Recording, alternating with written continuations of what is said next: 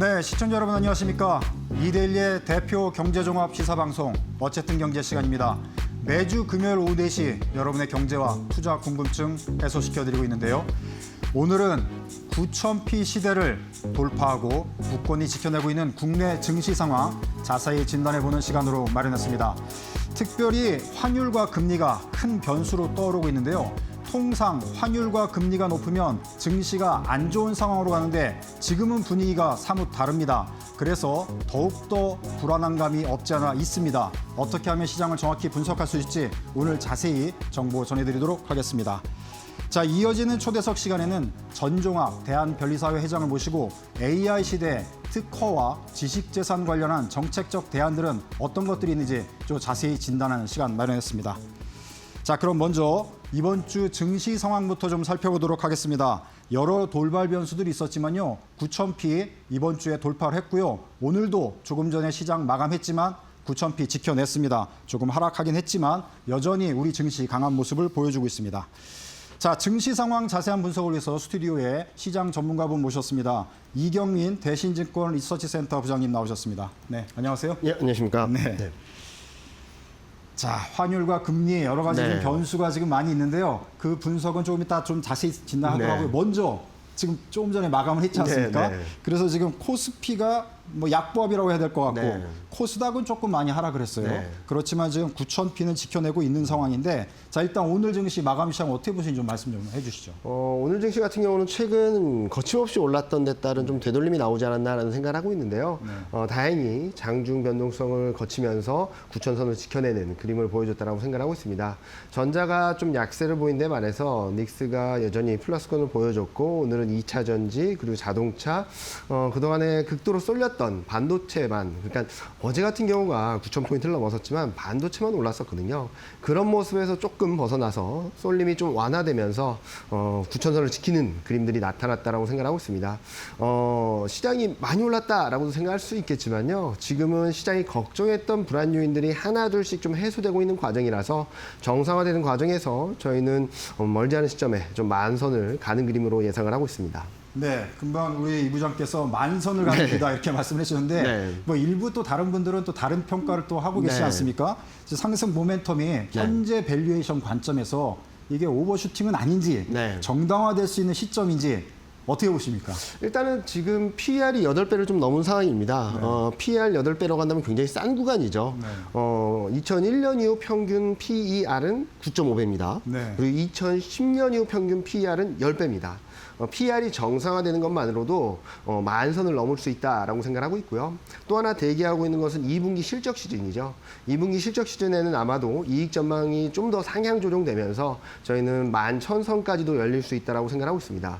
가격을 보면, 레벨을 보면 좀 부담스러울 수 있겠지만 지금 실적 대비 주가 배율을 봤을 때는 굉장히 저평가돼 있다라고 평가를 할 수 있겠고요. PBR도 2배가 안 됩니다. 많이 높은 거 아니야? 라고 하시겠지만 ROE가 20%를 넘었거든요. ROE가 20% 넘은 나라는 대만하고 미국밖에 없습니다. 대만, 미국은 지금 PER이 4배 이상이 되거든요.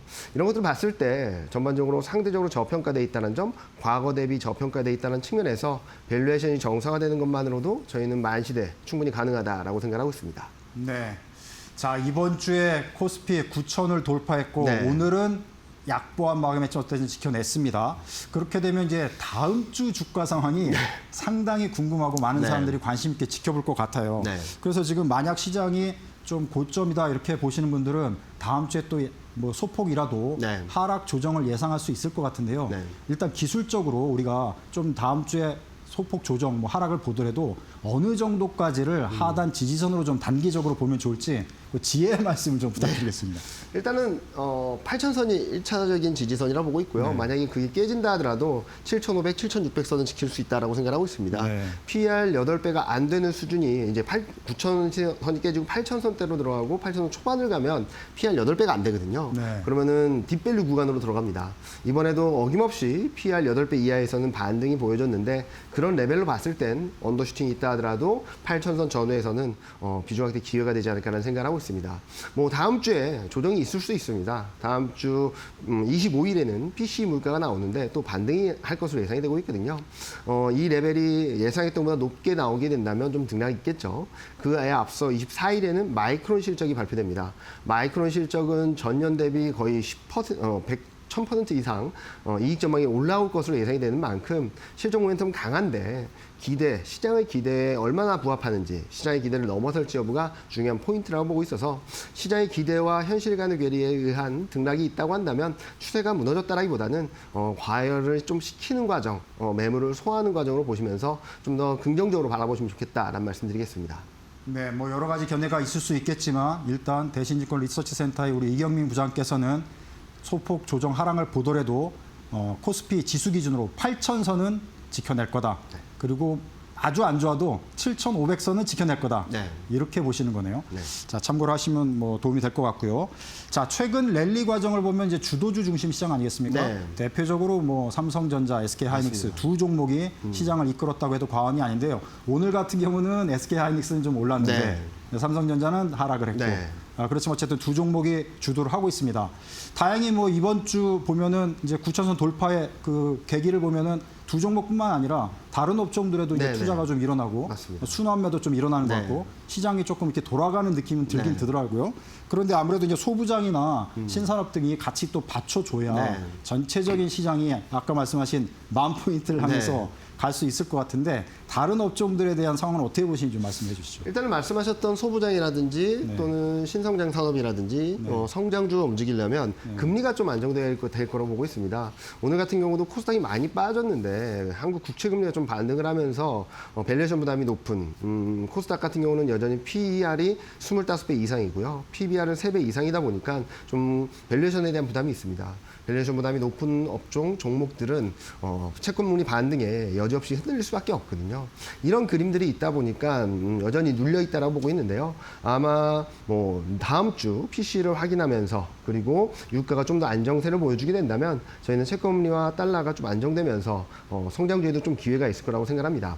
그런데 주도주가 시장을 이끌어가는 것은 상승 추세에서 자연스러운 현상입니다. 2007년에도 그랬고요. 21년에도 그랬습니다. 이 주도주가 있다는 점들은 상승 추세가 여전히 견조하다라는 것들로 받아들이면서 좀 과도한 쏠림이 있을 때 좀 덜 오른 종목들이나 업종들이 좀 반등을 하는 그런 순환매가 나올 수 있다 정도로 봐주시고요. 여전히 주도주가 있다는 점에 있어서는 상승 추세는 견고하다라는 시그널로 인식을 하시면 좋을 것 같다는 말씀드리고 있습니다. 네, 이 코스닥 시장으로 보면요. 네. 주 초반 또 지난주 말에는 조금 좋았던 것 같은데 네. 어제까지는 이제 1,000선을 지켰는데 오늘 1,000선이 무너졌죠. 무너졌어요. 네. 그래서 이제 코스닥 쪽에 또 관심을 갖고 계신 분들 걱정이 또 있으실 것 같은데 네. 코스닥 시장은 어떻게 보십니까? 일단은 채권금리 안정돼야 된다는 것들을 전체적으로 말씀드리고 있고요. 뭐 최근 며칠 동안 좀 반등을 했던 것은 코스닥 승강제, 코스닥 프리미엄 지수 발표가 임박했다. 뭐 이런 것들이 얘기가 나오면서 뭐 어느 정도 가이드라인이 나오면서 좀 기대감을 어떤 모습들을 보여주고 있는데요. 저는 채권금리가 좀 더 안정되고 코스닥 승강제에 대한 가이드라인, 어떤 기준으로 종목을 피킹해야겠다라는 것들이 나오게 된다면 아마도 코스닥도 한번 빛을 발하지 않을까라는 생각을 하고 있습니다. 실적에 대한 신뢰도가 약하고 밸류에이션 부담이 높다는 측면에서 금리가 위로 갈 때마다 여지없이 약한 모습들을 보여줘 왔는데요. 지금은 금리 정점, 고점 부근이라고 생각하고 있어서 아마 7, 8월 중에는 기회가 있지 않을까라는 예상을 하고 있습니다. 지금 코스닥을 갖고 계신 분들은 조금 기다리시면 좋을 거라고 보고 있고요. 다만 코스닥 업종, 종목들 중에서도 좀 실적이 어느 정도 담보된 쪽들을 좀 관심 있게 보자라는 말씀 드리겠습니다. 네, 종목을 선별해야 되지만 어쨌든 코스닥 시대도 올 거다. 네. 참고 기다리면 된다. 네. 이렇게 결론을 내릴 수가 있을 것 같습니다. 자, 이번 주에 뭐 9,000 지수 돌파한 거는 아무래도 돌아온 외국인 효과도 있지 않겠습니까? 네. 뭐 외국인이 떠났다가 네. 최근 들어서 다시 이제 매수세로 진입을 해왔는데 그게 뭐 스페이스 X 상장 변수로 보시는 분들도 있고 네. 뭐 여러 가지 이유들을 얘기하는데 그러다 보니까 아무래도 좀 불안해요. 네. 외국인이 또 떠나면 어떻게 하는지 뭐 여러 가지 또 걱정들이 있는데 외국인의 수급 상황, 외국인 바이코리아 또 하지 않을지 이런 점들은 어떻게 보십니까? 올해 들어서 외국인이 140조를 팔았는데 코스피는 더블이 났죠. 외국인 영향력은 굉장히 제한적이다라고 생각하고 있습니다. 들어오면 좋다라고 볼 수 있겠지만 외국인이 들어와야만 시장이 올라간다라는 거 공식은 깨졌다라고 생각하거든요. 많은 분들이 외국인이 사야지 코스피 올라라는 고정관념을 갖고 계신데 과거 대세 상승은 좀 파편화된, 그러니까 흩어져 있던 개인 유동성이 기관화로 이루어지면서 시장을 대세 상승으로 이끌었거든요.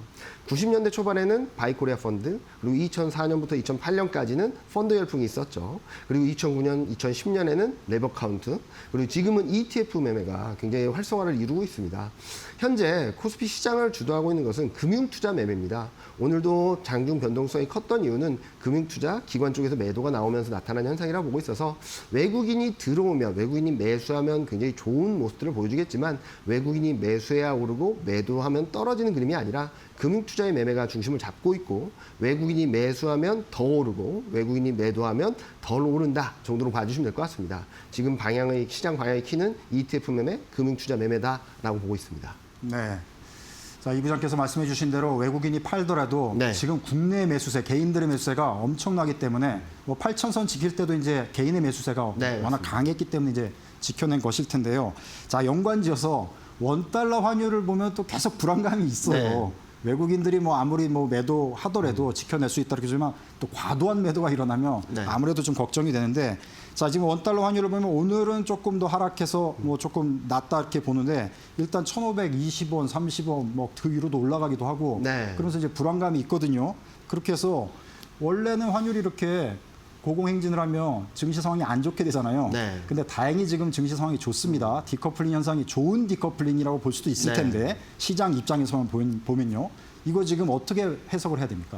일단은 펀더멘털 변수, 그러니까 한국 경기가 안 좋아져서 원화가 약세로 간다면 문제가 심각할 수 있다라고 생각합니다. 그런데 지금은 수급 구조의 영향으로 그리고 여러 가지 불균형에 의해서 좀 원화가 약세를 보이고 있다라고 생각하는데요. 첫 번째로는 엔화 약세가 지속되면서 엔화와 동조되는 과정에서 무역 수지 흑자가 난다 하더라도 그 자금들이 국내로 들어오기보다는 해외에서 좀 돌다 보니까 국내로 들어오는 달러 자금들이 굉장히 약해졌고요.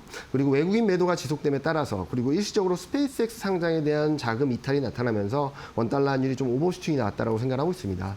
이런 수급 변수에 의한 원화 약세는 뭐 시장을 흔들어 놓기보다는 좀 중립적인 변수로 보고 있고요. 또 긍정적으로 해석하게 된다면 수출에 있어서 수출주에 있어서 수출 경쟁력 또는 원화 모멘텀이 들어올 수도 있거든요. 이런 것들이 좀 맞물리면서 지금은 악재라기보다는 중립 변수 정도로 영향을 미치고 있다라고 보시면 될 것 같습니다.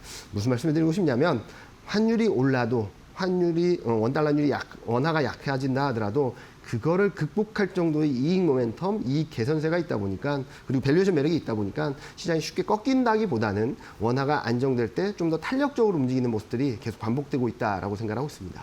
네. 전체적으로 뭐 위험자산 선호 심리가 조금 살아나면서 네. 그 원달러 환율이 조금 더 내려가지 않을까 이런 기대 심리도 있는데 말하자면 이제 원화가 이제 강세로 좀 기대감을 또 이제 갖게 되는데 네.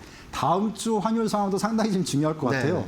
그래서 뭐 환율에 대한 뭐 전문가들하고 이제 얘기 드릴 수는 없겠지만 그래도 시장 계속 보시니까 원달러 환율의 상황을 다음 주 그다음에 좀 단기적으로 전망을 해보신다면 어떨까요? 뭐 제가 단기적으로 전망할 능력은 없고요. 저희가 보기에는 1,550원 선 근접한 수준은 고점이라고 생각하고 있습니다. 아마도 6월 FMC가 매파적이었고 그리고 최근 들어서 엔화가 약세를 보이고 이런 과정에서 달러가 100포인트 이상 올라가면서 원화가 여전히 1,500원 이상의 위치에 있는데요. 저희는 다음 주 PCE 물가까지 소화하고 마이크론 실적을 어느 정도 보여주게 된다면 그리고 한국 같은 경우는 2분기 프리어닝 시즌, 실적 시즌으로 들어갑니다. 이런 국면을 통해서 저희는 원달러 환율이 1,500원 선 밑으로 내려간다고 보고 있어서 지금은 고점권에 근접해 있다. 점진적으로 하향 안정세를 7, 8월 중에는 나타낼 수 있다라는 전망을 드리고 있습니다. 네. 이번 주는 이제 외국인이 매수세가 들어와서 그나마 좀 다행인데 네. 또 이게 환율이 또 만약에 급등을 한다면 또 외국인이 임계점이랄까 그렇게 표현할 수 있을 것 같은데 다시 또 이탈의 유혹이 생기는 환율 구간이 또 있을 것 같아요. 그 상단, 환율의 상단은 어느 정도로 보시는지 또 말씀해 주세요. 외국인이 환율 때문에 매도하는 건 아니라고 생각합니다. 지금 외국인이 매도는 그럼에도 불구하고 환율이 영향을 준다면 어디까지 가면은 굉장히 영향을 받을 거로 나름대로 보시는지. 저희는 크게 영향 안 받는다고 생각하거든요. 네. 닭이 먼저나 달걀이 먼저냐의 문제 정도라고 생각하고 있습니다. 외국인이 빠져서 원달러율이 오를 수도 있고 원달러율이 올라서 외국인이 매도할 수도 있긴 한데 저희가 지금 외국인이 매도하는 이유는 코스피가 너무 올라서죠. 올해만 100%가 올랐습니다. 100% 이상 올랐고요. 그리고 2등 국가는 대만 50% 정도가 올랐고 3등 국가는 일본 30% 정도 올랐습니다. 다른 나라들은 두 자릿수 성장을 보기 어려운 상황이거든요. 그러다 보니까 글로벌 포트폴리오 차원에서 한국의 비중이 너무 압도적으로 높아졌고 많은 운용사들이 운용 레인지를 넘어서는 모습들을 보여주면서 리밸런싱 차원에서 매도라고 생각합니다. 쉽게 말씀드리면은 코스피가 여기서 더 급등하면 급등할수록 외국인 매도가 나올 수밖에 없는 구조라는 거죠. 물론 원달러 환율이 좀 안정이 되게 된다면 매도 규모는 좀 잦아들고 또 일부 좀 단기 조정이 있을 때는 최근처럼 외국인 매수가 들어올 수 있겠지만 구조적으로 매수 들어오기보다는 좀 중립적인 변수로 놓고 보시는 게 맞지 않을까라는 예상을 하고 있습니다. 네, 지금 환율 관련해서 지금 분석을 해드리고 있는데요. 뭐 전문가분들도 마찬가지지만 일반인들도 이게 1,500원 환율 시대는 사실은 낯선 풍경입니다. 네. 1, 2년 전만 해도 뭐 1,500원 이상 넘어가면 우리 경제에 위기가 오는 거 아니냐, 제2의 IMF 아니냐 이런 걱정들 많이 하셨는데 네. 지금 1,500원 상황이 장기간 아니면 상당 기간 지속되고 있는데 별다른 문제가 없거든요. 네. 그러면 우리가 이제 앞으로는 환율 1,500원을 그냥 기정사실화하는 어떤 상수 개념으로 보고 시장을 봐야 되는지 어떻게 보십니까? 이게 환율이 왜 높아졌고 이게 지속되고 있으며 네. 이걸 앞으로 계속 그냥 기정사실화해야 되는 건지 견해를 좀 말씀해 주시죠. 일단은 미국 경기가 워낙 탄탄하죠. 1분기 GDP 성장률이 2.7%가 나왔습니다. 그렇지만 그에 반해서 일본이나 그리고 유럽 경기가 그렇게 좋지 못한 모습을 보여주다 보니까 달러 인덱스가 제대로 빠지지 않고 있는 모습들이 1차적으로 있고요. 네. 두 번째로는 수급적으로도 구조적으로 자금이 이탈하는 구조, 여기에 외국인 매도, 이와 더불어서 해외 투자가 많다라는 점. 뭐 한국이 미국과 맺은 협정으로 인해서 투자를 한다고는 하지만 개별 기업들의 투자도 굉장히 많은 상황이거든요. 그러다 보니까 무역 수지 흑자가 난다 하더라도 그게 한국으로 다시 돈으로 원화로 들어오기보다는 계속 글로벌 해외에 머물고 있는 거죠. 그런 여러 가지 수급 구조 불균형으로 인해서 원달러율이 좀 고공행진을 하고 있다라고 생각합니다. 그리고 이 구조가 쉽게 깨지진 않을 거라고 생각합니다. 물론 7, 8월 중에는 미국과 이란 간의 평화협정, 그로 인한 유가 안정, 그리고 물가가 살짝이라도 꺾이게 된다면 금리 인상에 대한 걱정이 조금 낮아지면서 원달러율도 내려오는 그림들을 예상을 하고 있는데 방향성 자체가 추세적인 하락을 가긴 좀 어렵다라고 생각합니다.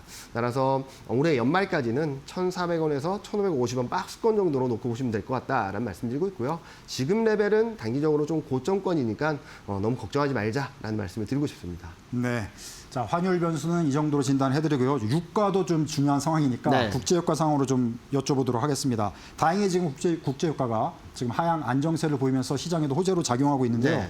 앞으로도 계속 유가가 하향세로 갈 거로 보시는지 어떤 시점에서 다시 또 뭐 인플레이션 그 우려가 생길 것인지 어떻게 보십니까? 일단은 7, 8월 중에는 하향 안정세를 보여줄 수 있다고 생각하고 있습니다. 호르무즈 해협이 재개방되게 된다면 그리고 60일이라는 기한이 있다 보니까 그 안에는 원유 공급이 조금 더 올라오면서 유가는 70달러 수준에서 등락을 보일 수 있다고 생각하고 있습니다.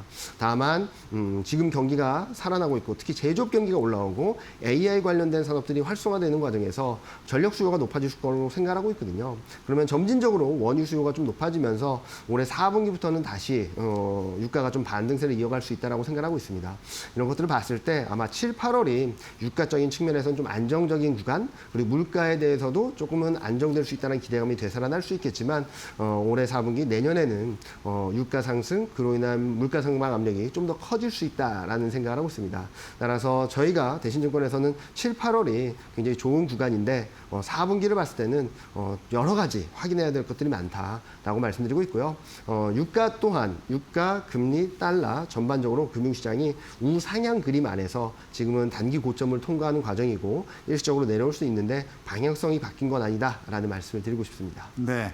초반에 이 부장께서 이제 만 코스피 만피 네. 시대를 이제 얘기를 해주셨는데 일부 전문가는 유가만 보면은 알 수가 있다 이렇게 말씀하시는 분 많이 계시더라고요. 네. 유가 지금 하향 안정 추세를 보이고 있는데 지금보다 더 안정화되면은 우리 이제 기름 한 방울 안 나는 나라다 보니까 그러면은 전반적인 우리 업종이 다 좋아져서 네, 네. 코스피 만피 시대가 빨리 올 수 있다 이렇게 네. 보는데 이 부장께서는 어떻게 보십니까? 일단은 뭐 지적적 리스크가 있고 유가가 100달러 넘었을 때도 불구하고 한국 수출은 잘했습니다. 에너지, 철강, 반도체와 컴퓨터 부품을 비롯한 에너지, 철강 이런 소재 쪽들이 굉장히 좋았거든요. 유가가 내려오게 된다면 전반적인 수출 흐름들이 좀 좋아질 수 있다라고 생각하고 있어서 저희는 이런 모멘텀들이 맞물리는 구간이 7월, 8월이라고 생각하고 있고 저희는 3분기 중에 11,000포인트를 넘어서는 그림들이 예상된다라고 말씀드리고 있습니다. 이미 수출은 굉장히 좋은 모습들을 보여주고 있고요. 5월 1평균 수출이 60%를 넘었는데 1970년 이후 가장 높은 수준입니다. 그리고 최근 2분기 실적, 3분기 실적 전망을 봤을 때 이 26개 업종 중 19개 업종에서 이익 전망이 좋아질 거란 기대가 있거든요. 이런 부분들에서는 수출이 좋아질 것이란 기대 플러스 환율 효과들이 맞물려 있다라 보고 있어서 저는 뭐 빠른 시간 내에 빠르면 8월 말 9월 초 늦어도 3분기 중에는 10,000포인트를 넘어서고 11,000 이상도 열려 있다라고 생각하고 있습니다. 네. 자, 이렇게 유가 상황 간단히 또 진단을 해드렸고요. 자, 우리 시장의 또 중요한 변수죠. 미국 FOMC 금리 상황 또 잠깐 진단을 해보도록 하겠습니다. 이번 주 지난 목요일이죠. 미국 FOMC에서 금리를 일단 동결했습니다. 3.5%에서 3.75%. 동결은 했는데 매파적 동결 네. 이렇게 해석을 맞습니다. 합니다. 자, 금리 인상이 열려 있는 이 매파적 동결 일단 어떻게 보셨습니까? 일단 매파적 동결이라고 말씀드릴 수 있겠고요. 일단은 그럼에도 불구하고 연준의 스탠스나 점도표나 SEP, 그러니까 경제 전망을 보게 된다면 올해 물가가 높기 때문에 금리 인상을 하지만 금리 인상 사이클로 들어가는 건 아닙니다라는 시그널을 보여준 것 같아요. 즉 금리 인하는 사라졌는데 그렇다고 해서 금리 인상을 연속적으로 하진 않을 거다라는 시그널을 던져줬다라고 보고 있거든요. 거꾸로 말씀드리면 물가만 좀 떨어지면 금리 인상 없을 수도 있다라는 시그널이 될 수 있어서 아마 다음 주 PC 물가 그리고 7월 중순에 발표되는 6월 CPI 코어 CPI가 좀 중요한 포인트가 되지 않을까라는 생각을 합니다. 지금 현재 인플레이션 나오라는 예상 흐름에서는 6월 CPI는 전년 동월 대비 기준으로 봤을 때 좀 둔화된다는 전망이 들어와 있거든요. 그렇게 된다면 7월, 8월 달에는 유가가 떨어져서 물가가 조금 더 안정된다면 미국의 금리 인상은 좀 지연되거나 아니면 늦춰질 수 있겠구나라는 기대감이 달러 안정, 금리 안정으로 나타나면서 시장이 탄력적인 흐름들을 보여줄 수 있다라고 생각하고 있습니다. 6월 FOMC 굉장히 매파적으로 평가를 할 수도 있겠지만 한편으로는 더 매파적인, 그러니까 시장이 우려했던 것보다 더 매파적인가? 그렇진 않다라고 생각합니다. 그렇게 봤을 때는 7월 그리고 8월까지는 이런 물가 상황에 따라서 연준의 스탠스가 조금 왔다 갔다 하는, 그러니까 시장 컨센서스가 왔다 갔다 하면서 흘러갈 텐데 저희는 좀 더 부담을 주기보다는 안도할 수 있는 그런 트리거 포인트가 더 많다라고 생각하고 있습니다. 네. 자, 트럼프 대통령이 사실은 케빈 옷이 연준 의장 이렇게 지명을 하면서 네. 금리 인하를 기대하면서 네. 그 지명을 했는데 지금 예상과 지금 다른 방향으로 가고 있어요. 네. 지금 연준이 어떻게 보면은 뭐 너무 경제 논리로만 지금 가는 거 아니냐, 뭐 이렇게 해석을 하는 분도 계시는데, 자, 우리 시장에 이런 변수가 전에는 또 상당히 영향을 미쳤잖아요. 네. 근데 이게 이번 주도 보면은 그렇게 큰 영향을 안 미친 것 네. 같아요. 앞으로도 별로 안 미치고 우리가 갈 수가 있는 건지 상당히 영향을 미칠 거다 이렇게 우려하시는 분도 많이 있거든요. 어떻게 보십니까? 일단은 물가 금리가 세냐, 실적 경기가 세냐, 이 두 가지 문제입니다. 90년 이후 금리 인상 사이클이 5번 있었는데 3번은 올랐고 2번은 떨어졌습니다. 말씀드리자면 금리 인상을 왜 하냐라는 거죠. 지금처럼 유가가 70달러 수준에 내려와 있고 경기가 여전히 견조하다라고 한다면 금리 인상의 이유는 아마도 경기가 괜찮아서 실적이 좋아서라고도 볼 수 있습니다. 이렇게 됐을 때는 금리 인상이라든지 매파적인 스탠스에 대한 영향력은 좀 제한적이라고 볼 수 있겠죠. 반면에 경기가 정점을 통과하거나 실적에 대한 기대 심리가 약해졌을 땐 아마도 통화정책 영향력이 더 커질 겁니다. 아마 올해까지는 그래도 경기가 괜찮아라는 예상을 하겠지만 내년을 넘어가서 경기 모멘텀이 더 세지기보다는 약간 둔화되고 물가가 좀 더 올라가고 금리 인상에 대한 시그널이 좀 더 명확해지게 된다면 영향력은 커지겠지만 올해까지 봤을 때, 특히 3분기를 봤을 때 통화정책 영향력은 그리고 금리 변수는 노이즈 정도로 생각을 하고 있습니다. 네. 시간 관계상 여기까지 듣도록 하겠습니다. 네, 지금까지 이경민 대신증권 리서치센터 부장과 함께 9,000피 시대를 연 시장의 주요 체크 포인트들 자세히 진단해 드렸습니다. 네, 수고하셨습니다. 네, 감사합니다. 자, 어쨌든 경제 1부는 여기서 마치고요. 이어지는 영상 인터뷰 돈워리 코너에서는 현재 환율이 높은 이유, 그리고 정부가 이 시점에서 해야 할 일에 대해서 김대종 세종대학교 교수 인터뷰 준비한 게 있는데요. 이거 함께 보시도록 하겠습니다. 저는 영상 인터뷰 다음에 제2부, 어쨌든 경제 2부 초대석 코너로 다시 뵙도록 하겠습니다. 오늘 초대석에는 대한변리사회 전종학 회장을 모시고 AI 시대 특허와 지식 재산 어떻게 보호할 수 있는지, 그리고 이 시점에 필요한 정책적 대안들은 어떤 것들인지 자세히 살펴보는 시간 마련했습니다. 자, 특허 분쟁에서도 이기고 또 원치 않는 여러 가지 분쟁들을 사전에 막는 AI 시대의 지혜 궁금하시다면 어디 가시지 마시고 채널 고정.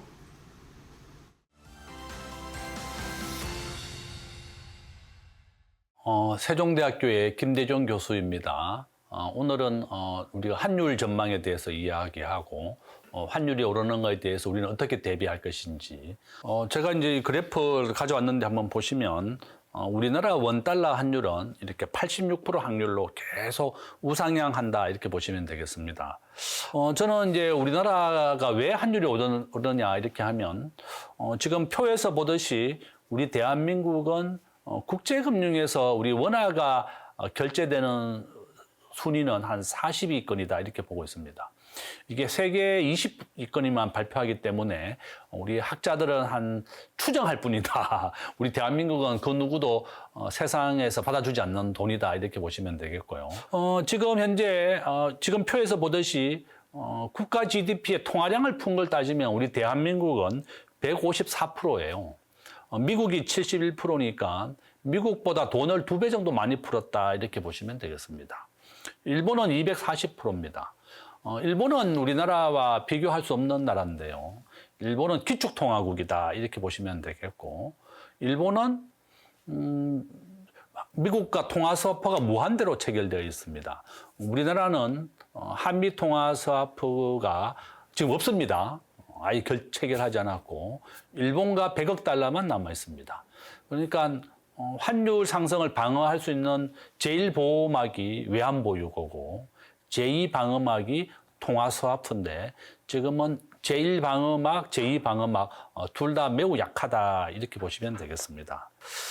지금 보고 계시는 것은 한국의 외환보유고 추세인데요. 우리가 4,200억 달러입니다. 그러니까 이제 한국은행은 매달 우리가 충분한 외환보유고고 세계 12위의 외환보유고다 이렇게 얘기하는데 저는 정말 잘못됐다 이렇게 보고 있습니다. 홍콩이 보면 우리나라보다 외환보유고가 많습니다. 홍콩은 도시국가이고 인구가 작은 나라고, 대만은 우리나라보다 6천억 달러 정도 됩니다. 그러니까 이제 대만이 1997년도 외환위기를 겪지 않았다 이렇게 보시면 되겠습니다. 자, 이거 한번 보시면 스위스, 홍콩, 대만 GDP 대비 외환보유고가 80%에서 100%가 넘습니다. 우리 대한민국은 세계 꼴찌입니다. 지금 GDP 대비 외환보유고는 23%밖에 안 된다 이렇게 보시면 됩니다. IMF는 한국에 계속 경고하고 있습니다. 한국에 너무 급속한 속도로 국가 부채가 증가하고 있다. 오늘 현재 우리나라의 국가 부채율은 53% 정도 됩니다. GDP 대비 국가가 발행한 국채 비율을 말하는 건데요. 이게 53%입니다. 지금 IMF는 2029년에 한국의 위험 국가인 60%까지 오르게 됩니다. IMF는 60%가 도달하면 위험 국가로 분류하는데 우리가 2029년도에 위험 국가로 분류가 됩니다. 그런데 더 중요한 것은 광의의 국가 부채라고 있습니다.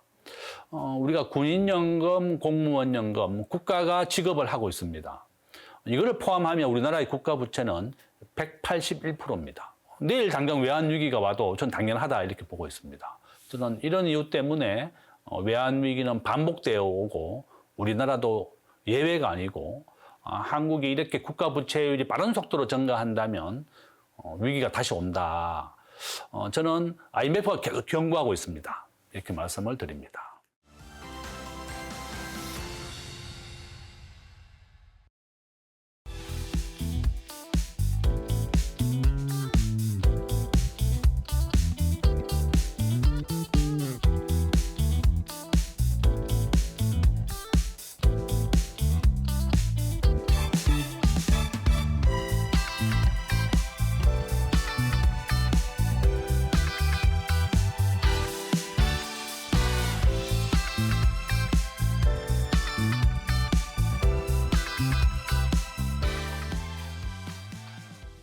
네, 어쨌든 경제 2부 초대석 시간입니다. 앞서 저희가 1부에서는 우리 증시 AI 시대를 맞아서 불을 뿜고 있는 상황 속에서 여러 가지 변수 진단해 드렸는데요.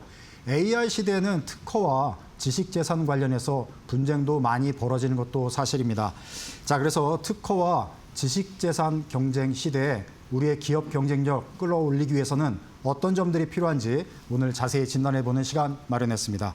자, 도움 말씀 위해 대한변리사회 회장을 맡고 계시죠? 정종학 회장님 이 자리에 모셨습니다. 네, 안녕하세요. 반갑습니다. 네, 바쁘신데 나와주셔서 감사합니다. 초대해 주셔서 감사합니다. 자, 뭐 AI 시대, 뭐 반도체, 네. 뭐 플랫폼, 뭐 콘텐츠까지 다 포함해서 여러 가지 지금 지식 재산이 중요한 시대인데, 자, 이 와중에 제가 이제 들어오기 전에 살펴보니까 대한변리사회가 벌써 80주년이 맞습니다. 맞았다고요. 네. 제가 깜짝 놀랐습니다. 어떻게 협회가 네. 벌써 80주년이 됐는지. 우리가 변리사를 접한 게 그렇게 오랜 기간은 아닌 것 같은데 일단 80주년을 맞은 그 소감을 먼저 한 말씀 해주시면 네. 좋을 것 같습니다. 1946년에 우리나라의 현대적인 특허 제도가 도입이 네. 됐습니다. 그리고 같은 해 대한변리사회가 창립됐고 네. 특허 제도는 기술을 권리로 바꾸는 제도입니다. 네. 특허 제도를 제대로 운영하기 위해서는 기술을 이해할 수 있고, 네. 그다음 기술을 권리로 설계할 수 있고, 네. 그다음에 법원에서 분쟁을 다룰 수 있는 전문가의 이제 변리사 제도가 필요했던 겁니다. 네. 그래서 특허 제도와 변리사 역사는 같이 하고 있다. 네. 그래서 올해 6월 26일이 6월 26일이 변리사회 창립 80주년이 80, 되겠습니다. 그러니까 조선시대 때부터 있었던 거잖아요. 군정시대입니다. 아, 군정시대인가요? 네, 아, 46년입니다. 46년. 네. 아, 미 군정시대에 그만큼 특허 제도가 시대라 나왔습니다. 그래서 네. 저도 이제 나이를 좀 먹나 봐요. 네. 야, 80주년. 대단합니다. 자, 그러면 이제 대한변리사회. 네. 그러면 일단 변리사 분들의 모임 아니겠습니까? 그렇습니다. 변리사 그러면 우리가 이제 대충은 다 알고 있지만 자세하게 어떤 네. 일을 하시는 분인지 변리사에 대한 거를 우리 시청자분들께 또 자세히 또 소개해 주시면 또 마음 참고가 될 것 같습니다. 네, 많은 분들이 변리사는 특허 전문가다 이렇게 알고 있으실 걸로 알고 있습니다. 일부 맞는 말이기는 합니다. 네. 그런데 좀 더 정확하게 이야기하면은 우리 기술 네. 그리고 아이디어를 권리로 바꾸는 일을 하는 전문가다 이렇게 볼 수가 있겠습니다. 네. 그러면 이제 연구소에서 기술이 만들어지고 네. 그다음에 브랜드가 새로 만들어지고 디자인이 새로 개발되고 했을 네. 때 이 기술과 브랜드와 디자인을 어떻게 권리로 보호할 것인가. 네. 그것이 권리로 보호되지 않으면 누구나 사용할 수 있게 되는 거거든요. 그러면은 개발의 의미가 없어지니까.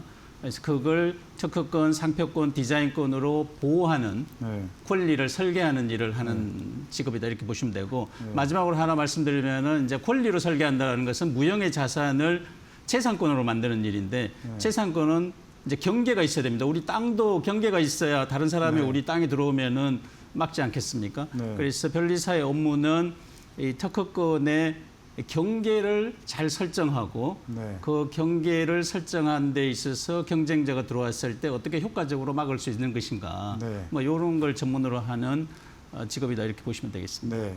권리의 경계라고 하면은 이제 경계선에서 항상 분쟁이 많이 그렇습니다. 네. 분쟁이 많이 벌어지지 않습니까? 항상 경계선에 대해서 다툼이 있기 때문에 네. 땅도 네 땅이다 내 땅이다 분쟁이 맞습니다. 벌어지듯이 맞습니다. 지식 재산이라는 것도 그렇습니다. 경계선에서 네네. 네 재산이냐 내 재산이냐 그렇죠. 이제 분쟁이 많이 생기는데 네.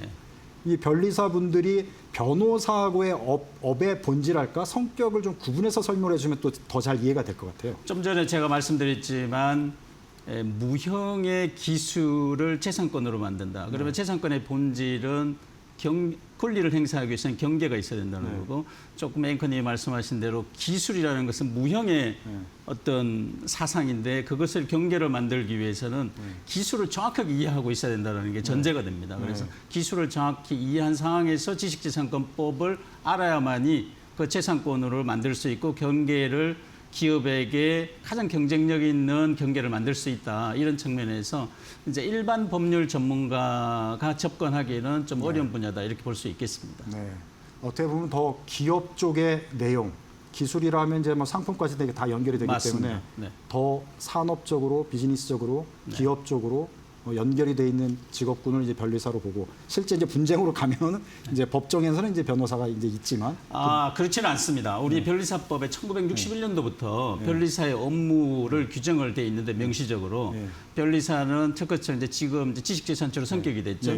이제 특허권 등록과 관련된 업무도 하고 법원에서 그 지식재산권에 관한 분쟁의 대리도 하는 걸로 법문에 규정되어 있습니다. 아, 그렇습니까? 예. 그런데 이제 뭐 나중에 질문하시면 제가 답변드리겠지만, 근데 일부 법원에서는 이 변리사의 대리권 현재 인정되고 있는데 일부 법원에서는 또 인정이 안 되는 약간 지금 21세기에 있어서 법문을 그대로 해석하지 않는 해석에 의해서 법을 제한하는 일이 좀 발생하고 있는데 이런 부분은 빨리 시정돼야 된다 이렇게 보고 있습니다. 네.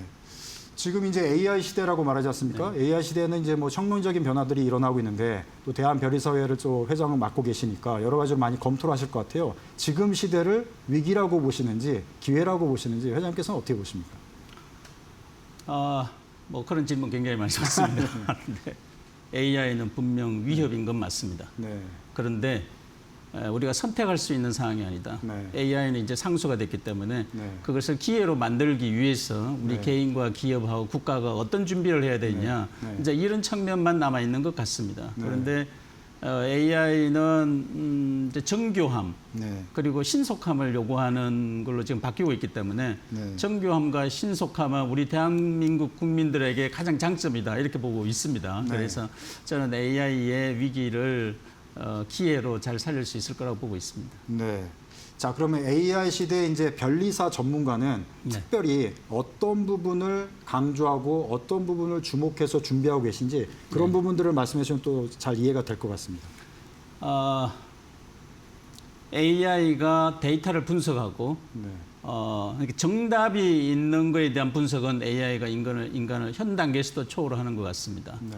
그런데 이제 변리사가 하는 역할은 정답이 있는 것을 문서를 만드는 게 아니라 정답이 없는 것을 만드는 게 이제 기본적으로 변리사의 역할이거든요. 네. 이제 그런 의미에서 AI가 제시하는 온갖 데이터를 어떻게 선택하고 어떻게 또 AI가 지금 가장 위협적인 게 가짜를 진짜같이 사람에게 믿게 하는 게 가장 AI 위협이지 않겠습니까? 네. 그러니까 AI가 주는 데이터를 어떻게 선택하고 검증하고 그다음에 판단하고 이거는 어차피 인간의 몫이고 저희들 변리사에 있어서는 그건 또 가장 강점이기 때문에 그 부분은 뭐 계속 진행될 거라고 보여집니다. 네. 이게 지금 언론 미디어 환경에서는 지금 AI 시대 가장 위협적인 요소가 또 위협도 되지만 문제가 사회적인 문제가 가짜 뉴스인제라고 얘기를 많이 하는데 이 변리사나 이쪽 특허 쪽에서도 이게 상당히 문제가 심각한 것들이 많이 있을 것 같아요. 어떤 부분들이 가장 위협적이고 또 가장 사회적인 문제가 되고 있는지 그런 얘기도 얘기를 해주시면 좀 참고될 것 같습니다. 지금 이 AI의 여러 가지 위협을 이야기할 때 AI가 인간보다 더 잘하는 분야가 있습니다. 컴퓨터를 동작하는 프로그래밍이죠. 요새 이제 사회적 문제가 되고 있는데 그거는 AI에게는 이제 모국어와 같은 거죠. 프로그래밍 언어니까. 네. 그거는 인간의 능력을 초월하고 이제 검증이 되고 있습니다. 그런데 일반인이 그 특정 분야에서 AI가 인간의 능력보다 초월하기 때문에 인간과의 어떤 설득을 하는 법률 문서도 AI가 인간 전문가보다 더 잘하지 않을까라는 일반적 우려에 많이 빠져 있습니다. 그래서 특허 명세서나 법률 문서 같은 경우도 AI의 자동 그 툴을 이용해 가지고 작성을 해 가지고 법원에 제출하거나 지식재산체 자기 책임하에 제출하는 경우가 많거든요.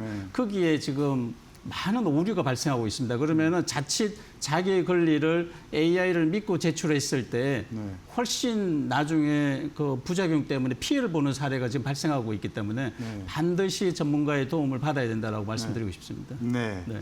자, 그 AI 시대에 그 변리사분들은 제가 이제 좋아하는 부러운 요소 중에 하나가 네. 기업들의 속사정을 많이 보게 되잖아요. 그렇게 해서 저 이제 기자 입장에서는 상당히 그런 부분이 좀 부럽다 이런 생각을 많이 하게 됐는데 그렇게 기업을 많이 접하시다 보니까 대한민국의 AI 시대 기회 요소들도 많이 보실 것 같아요. 이 대한민국의 경제를 발전시키기 위해서는 어떤 기회 요소들이 있다고 보시는지 변리사 입장에서 이제 기업 현장 또 산업 현장을 많이 보셨을 테니까 그런 차원에서 또 설명을 해주시면 또 많은 이해가 될 것 같습니다. AI는 우리가 쓰는 뭐 챗GPT나 클로드 이런 측면의 AI 혁명도 있지만 모든 산업 분야에서 이제 AI가 접목이 될 겁니다. 눈이 뭐 이제 안경이라든지 시계라든지 뭐 신발에는 모든 분야에 AI가 접목될 거기 때문에 모든 전 산업, 전 제품에 AI가 접목될 때 네. 우리나라 기업들이 굉장히 순발력이 있고 창의력이 있기 때문에 네. 모든 새로운 제품을 창작하는 데 있어서 다른 나라보다 순발력 있게 전 세계 시장에 내놓지 않을까 이런 생각이 듭니다. 그런 부분에 있어서 우리 기업들이 AI만 잘만 활용하면은 전 세계 시장을 좀 선도할 수 있지 않을까 이런 생각을 가지고 있습니다. 네.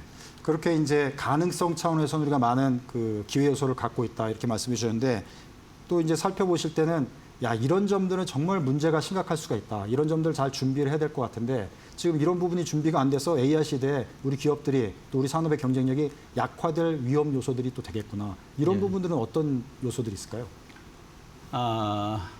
AI를 잘 활용을 하려면은 데이터 정리가 잘 돼 있어야 됩니다. 데이터. 그런데 우리나라 기업들 보면은 데이터 정리가 잘 안 돼 있는 경우가 많습니다. 그리고 아직까지 민감한 데이터를 AI에서 했을 때 정보가 유출되는 측면도 있기 때문에 AI 활용에 있어서 가장 중요한 거는 데이터 관리라고 보여집니다. 어떤 데이터는 기밀로 보관을 해야 되고 어떤 데이터는 AI를 활용해 가지고 새로운 결과물을 도출하고 그래서 우리나라 기업들이 좀 더 경쟁력을 확보하기 위해서는 기업 내에 데이터 관리에 대한 체계가 빨리 갖춰져야 된다 이런 생각을 가지고 있습니다. 데이터에 대한 체계적인 관리. 그렇습니다. 그런 부분에 있어서 이제 변리사의 역할들도 많은 부분 이제 필요한 게 되겠네요. 그렇습니다. 그런 부분에서도 또 분쟁도 많이 생길 수가 있을 것 같고요. 그렇습니다. 네, 네. 뭐 기밀 유출이라든지 기술 유출 이런 부분과도 연관이 돼 있다고 볼 수 있습니다. 그거와 연관지어서 특히 이제 지식재산 IP가 지금 상당히 중요한 시대가 되지 않았습니까? 네. 이 부분은 뭐 전 산업에 해당이 될 텐데요. 이 지식재산이 상당히 그 관리 체계도 필요하고 분쟁도 사전에 예방하기 위해서는 여러 가지 준비가 필요할 것 같은데 이 부분에 대한 우리의 경쟁력을 높이기 위해서는 어떤 점들이 필요한가요? 우리 변리사회에서 추진하고 있는 현안이기도 한데요. 우리가 일단 우리나라가 혁신 사회가 되기 위해서는 토양이 제대로 갖추어져 있어야 되는데 지식재산 제도가 이제 혁신 산업이 커가는 토양이라고 저희들이 보고 있습니다.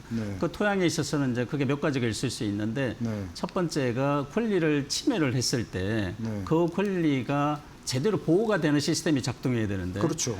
법원에서 보면은 우리가 이제 입증 책임이라는 게 있지 않습니까? 우리가 상대방이 권리를 침해했을 때 상대방이 내 권리를 침해했다는 걸 입증을 해야 되는데 그 증거 자료가 상대방 기업에 있는 경우가 많기 때문에 입증의 어려움이 굉장히 많은 경우가 있습니다. 그래서 영미법계에서는 증거 개시 절차라는 제도를 둬서 상대방 회사에 직접 가가지고 증거를 확보할 수 있는 제도를 운영하고 있습니다. 이제 한국형 디스커버리 제도라고 한국에서도 지금 입법이 추진되고 있습니다. 현재 법원에 현재 국회 계류 중인데 이게 빨리 통과된다면은 우리나라 지식재산 생태계, 혁신 생태계가 굉장히 좀 더 선진화될 것이라 이렇게 보고 있고.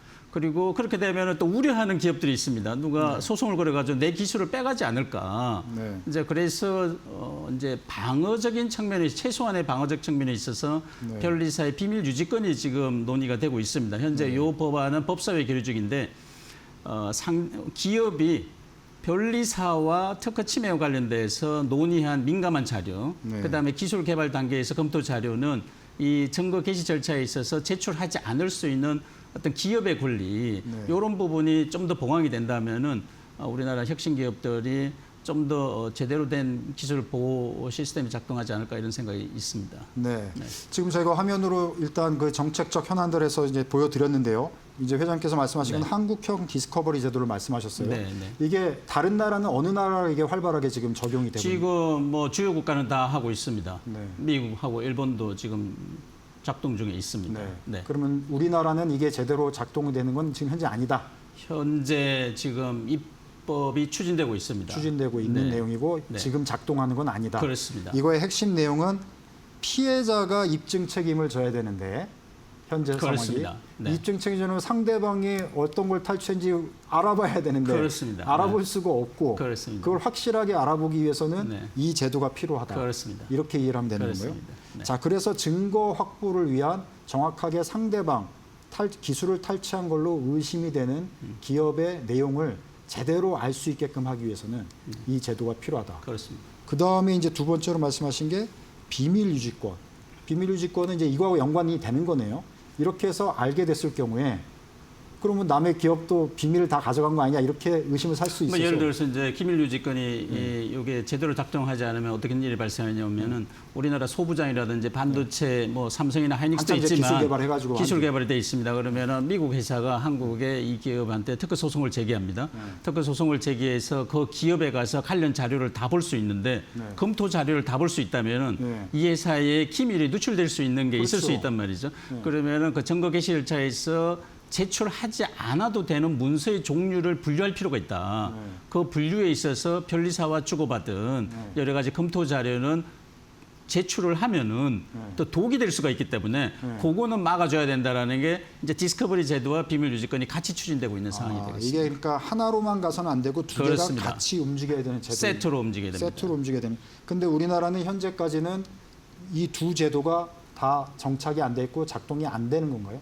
그 비밀 유지권과 관련돼서는 소관 상임위에 있는 산자위를 통과해서 이제 법사위에 계류 중이고 디스커버리는 현재 산자위 소관 상임위에 법률안이 계류 중에 있습니다. 네. 이번 올해 두 법안 다 통과될 것으로 기대하고 있습니다. 네. 네. 그다음에 이제 시중에도 많이 얘기하지만 저 협회에서도 간간히 말씀하시는 것 중에 변호사하고 변리사하고 공동 그 특허 소송 같은 데서 네, 대리를 네, 한다. 네. 이런 주제는 어떻게 저희가 이해를 하면 되는 건가요? 어떻게 저도 공동 이 대리? 일 때문에 국회에 많이 갑니다만은 우리 국회의원분들이 오해하시는 게 굉장히 많습니다. 변리사는 기존에 소송 대리권이 없는데 뭘 또 그렇게 요구하냐 뭐 이렇게 말씀하시는 분들이 많은데 1961년 특허 제도와 시행과 함께 변리사법이 제정이 될 때 변리사는 특허청의 지금의 지식재산체 특허 등록에 관한 대리도 하고 네. 법원에서도 그 사항에 관한 분쟁 대리를 할 수 있다고 되어 있고 네. 그리고 법원에서의 소송 대리인이 될 수 있다고 네. 물론 특허와 관련된 사항이 한정되지만 네. 명백하게 법률에 규정돼 있습니다. 네. 그런데 그걸 법원에서 이제 특허 법원이나 대법원 이외에는 받아주고 있지 않기 때문에 네. 저희들이 그러면 대안으로 우리가 양보하겠다. 대안으로 공동소송으로도 하자라고 추진하는 거지 원래 우리가 대리권이 없다는 그 취지는 아닙니다. 법에는 원래 대리인이 될 수 있다고 규정돼 있어. 소송 대리인이 될 수 있다고 규정돼 있습니다. 네.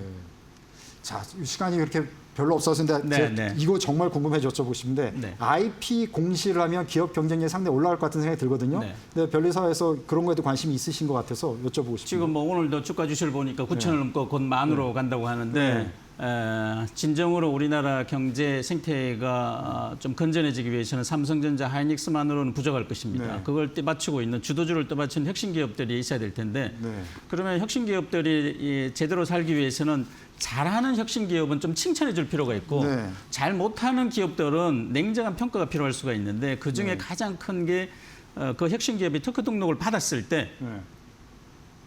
공시하는 제도가 적절치 않습니다. 저는 예. 그러면 이런 특허를 받았다 그러면은 이 특허가 이 기업은 한국, 미국, 중국 뭐 전 세계 어디에 특허 등록이 되어 있다. 경쟁 회사와는 어떤 뭐 강점이 있다. 어떤 권리를 가지고 있다라는 거에 대한 변리사 감정서를 공시하도록 한다면은 우리나라 중소 혁신 기업이 훨씬 더 많이 성장할 수 있을 것이다. 그런 취지입니다. 네, 지식 재산이 중요하기 때문에 IP 공시에도 적극 검토해야 그렇습니다. 되나 개인적인 그렇게 생각이 들었습니다. 그래서 여쭤본 겁니다.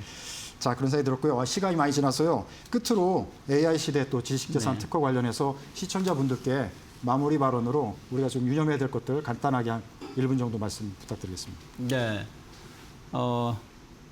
저희 분야에 있어도 AI 시대에 우리 젊은 변리사들이 굉장히 불안해하고 있는 것은 사실입니다. 그런데 AI는 거스를 수 없는 대세이기 때문에 이것을 기회로 만들기 위해서 우리가 개인이나 기업이나 국가가 어떤 노력을 해야 되는가에 대한 고민이 필요할 것 같고 저는 AI 시대에 있어서 가장 중요한 것은 정교함의 경쟁인 것 같습니다. 우리 사법 체계라든지 어떤 공시 체제라든지 어떻게 정교하게 만들어서 혁신 기업이 좀 더 경쟁력을 확보할 수 있을 것인가 이런 부분에 대해서 우리 모두가 조금 집중할 필요가 있지 않을까 싶습니다. 네. 자, 시간 관계상 여기까지 듣도록 하겠습니다. 네. 다음번에 한 번 더 나오셔서 또 네. 자세한 번 또 설명해 주시면 도움이 될 것 같습니다. 네, 고맙습니다. 네. 네, 지금까지 전종학 대한변리사회 회장과 함께 AI 시대에 특허와 지식재산이 왜 중요한지 자세히 살펴드렸고요. 이 보호 또 분쟁에서 이걸 관리하기 위해서는 어떻게 해야 되는지 변리사의 역할까지 자세하게 진단을 해드렸습니다. 자, 정책적 대안들도 잘 검토를 해서 AI 시대에 우리 국가 경쟁력, 기업 경쟁력을 높이는데 많은 참고가 됐으면 하는 바람 가져봅니다. 자, 이번 주도 정말 고생 많으셨고요. 다음 주 금요일 4시 이 시간에도 변함없이 진짜 경제 소식으로 여러분들 찾아뵙겠습니다. 평안한 주말 보내시기 바랍니다. 시청해 주셔서 고맙습니다.